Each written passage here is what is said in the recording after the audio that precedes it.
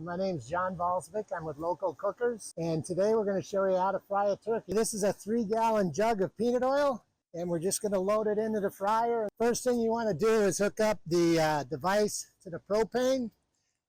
Then once you turn it on, you press the sure spark, and the spark ignites the propane, and now you've got fire underneath.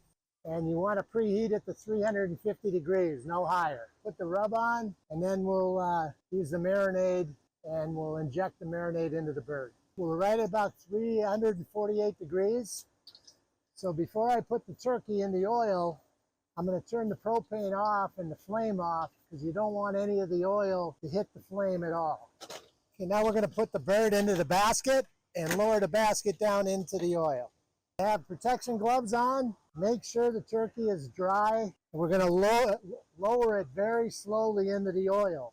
You can see that oil going to work, nice and easy and slow. It's 3 minutes a pound, so a 13-pound turkey is 39 minutes, and you want the internal temperature to be 175. Turn the propane back on, but I want to keep that 350-degree heat. We're ready to turn the propane off.